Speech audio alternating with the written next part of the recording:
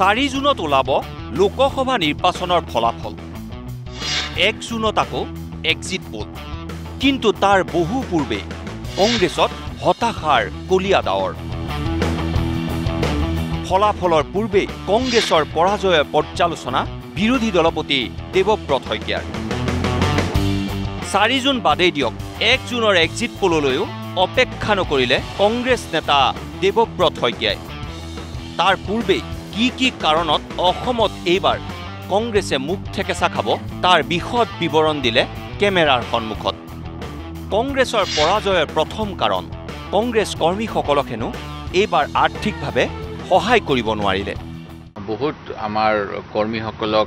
অকণমান আৰ্থিকভাৱেও সহায় কৰিব নোৱাৰিলো আৰু হেতু আমাৰ এটা দুৰ্বলতা হ'ল নহলে এবাৰ ৰাইজে বিজেপি দলক প্ৰত্যাখ্যান কৰিবলৈ সম্পূৰ্ণ সাজু আছিল কংগ্ৰেছৰ পৰাজয়ৰ দ্বিতীয় কাৰণ দেৱব্ৰত শইকীয়াই লক্ষ্য কৰিলে বহু স্থানত কংগ্ৰেছৰ পুলিং এজেণ্টৰ অভাৱ আমি বহু ক্ষেত্ৰত আমাৰ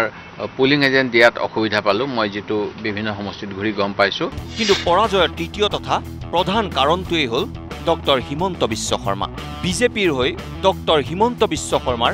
আগ্ৰাসী প্ৰচাৰত এক প্ৰকাৰ নিষ্প্ৰভেই হ'ল কংগ্ৰেছ দল